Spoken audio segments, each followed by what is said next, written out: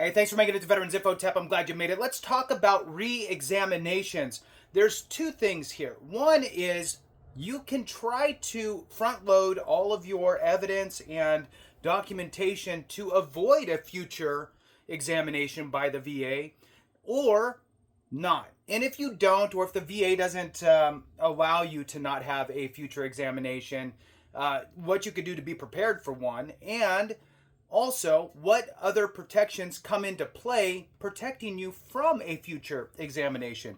We're going to jump into that real quick. Please hit the thumbs up, subscribe, share with a friend, all that good stuff. I truly appreciate it. Every thumbs up and every minute watched really does help push this information out to those in need. And look, even if you're already well aware of all of this stuff, sometimes a refresher is always good. And pushing this information out to those that you know is also a great way to help our brothers and sisters. Now, with that, if you want to support the channel in other ways, consider being a member. Thank you so much to all you members. I really appreciate you. All right, so we also did another deep dive into this subject and kind of went down some rabbit holes a little bit on the co-hosted channel that I have with Clay from the CivDiv. And that channel is Veterans Daily. So Veterans Daily, we just pushed this information out on that. Please check that out to get a longer form kind of back and forth dialogue versus a monologue style. So please check that out. I will try to put the link in the description and in the comments of this video so you have that. All right, so in the 38 CFR, which is the Code of Federal Regulations, under 3.327, re-examinations is where this is. Now, what's really great about this is it gives 6 essentially protections that would basically, in most cases, bar the VA from doing a re-examination on you. Why is this important? Well, it's important because if you have a re-examination, the VA could say you are better than you were and therefore we're going to reduce you, right? So that is a fear, a real fear that many people have. So let's see what the CFR says here. I'm just going to read through it real quick and we'll jump into it. So, re-examinations, including periods of hospital observation, will be requested whenever VA determines there is a need to verify either the continued existence or the current severity of a disability. Okay, what does that mean? When you first get your VA disability compensation, the VA makes a determination at that point. Do we have enough evidence to show that this is an ongoing problem and the severity has stayed the same or gradually gotten worse? And has it been going on for a while? Can we assume that it is not going to get any better? If so, we will rate it as static and not request that future examination. Or all this stuff's kind of new. We don't know if it's going to get any better, so we're going to set a future examination, typically within 5 years, and it should say that on your award letter. Moving on, generally, re-examinations will be required if it is likely that a disability has improved or if evidence indicates that there has been material change in a disability or that the current rating may be incorrect. Individuals for whom re-examinations have been authorized and scheduled are required to report for such re-examinations. So if you get a request for re-examination, don't ignore it, right? Number one. Moving on, it goes on here to say paragraphs B and C of this section, which we'll get to, provide general guidelines for requesting re-examinations, but shall not be construed as limiting VA's authority to request re-examinations or periods of hospital observation at any time in order to ensure that a disability is accurately rated. All right, so I'm not going to get into paragraph C. Paragraph C is regarding pension, VA pension, which for those that don't know is a low and no income kind of safety net program for war period veterans, not serving in combat, but at least served during a war period of at least 1 day. There's some other qualifiers. It's a great program for those in need. But I'm going to focus here on compensation cases. So compensation cases, scheduling re-examinations, this is paragraph B. Assignment of a pre-stabilization rating requires re-examination within the second 6 months period following separation from service.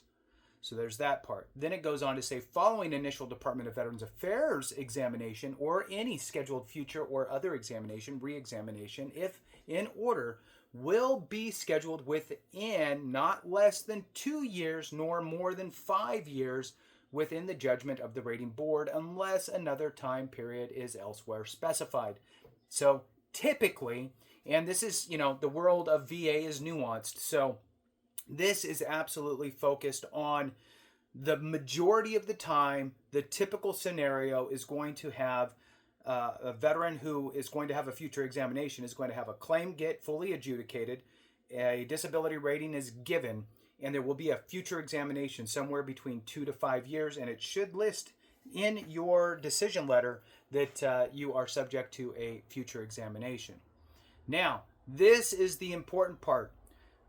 In paragraph B, section 2, it says no periodic future examination will be requested in service-connected cases. No periodic re-examination will be scheduled, and it has 6 reasons why it would not be scheduled. Okay, and you would like for it not to be scheduled because they're not going to reduce you if they're not doing a future examination, right? So here we go. The number one section here, and I don't think they're in any order, but in a weird way I kind of do, because this is absolutely the key. So number 1, when the disability is established as static. So knowing that, it would be helpful if you are submitting a claim to the VA for disability compensation and you've been seeing your doctor for 7 years, maybe have them put in the notes or write a letter for you that basically expresses the fact that your condition is deemed as static and not likely to get any better as time moves on, right? Because then when the VA sees that, they can look at it and go, okay, well, they're a doctor, I'm not a doctor, they're a doctor, and they're saying that it is static, so therefore we will not schedule a future examination. At least that's the thought. All right, number 2. When the findings and symptoms are shown by examination scheduled in paragraph B2.1, which is what we just talked about, static. So when the findings and symptoms are shown by examination scheduled in paragraph B2.1, which is the static aspect of this section, or other examinations and hospital reports have persisted without material improvement for a period of 5 years or more. So again, if you can, this is the 5-year rule, if you can prove to the VA that your condition has been in existence and you're taking the same amount of medication or more, or in some other way you can prove that your condition has stayed the same or gotten worse for a period of 5 years, they should not schedule a future examination. But what do? We don't supply all the evidence, so the VA doesn't know that you've had this for 5 years. They see your last medical report, and maybe there's no information in there that talks about how long you've had this condition. So it's important that you supply the correct information. Number 3, where the disability from disease is permanent in character and of such nature that there is no likelihood of improvement, right? There's some conditions that it's just, this is what it is, and you now have to live with it. Number 4, a lot of folks have heard of this one, the 55-year rule. So in cases of veterans over 55 years of age, except under unusual circumstances. Number 5, when the rating is prescribed the scheduled minimum rating. So if you're the minimum rating on the rating schedule, they're not going to set a future exam because they're not going to reduce you lower than the bottom that you're already at. So you're safe. Number 6, the last one here, where the combined disability evaluation would not be affected if the future examination should result in reduced evaluation for one or more conditions. So if you have a future exam for one condition, but all your others are static, now they're going to look and go, okay, well, if we reduce this one that has a future exam down, does it change the overall rating? If the answer is no, they're not going to waste their time on re-examining that condition because it doesn't change your overall rating or the amount of money they pay out. All right, with that, thanks so much for watching. If you have the time, check out the Veterans Daily version of this where Clay and I go back and forth on this specific subject and dive a little deeper. With that, thanks so much for watching. I appreciate you. Have a great one. And remember, if we don't take care of each other, something went wrong.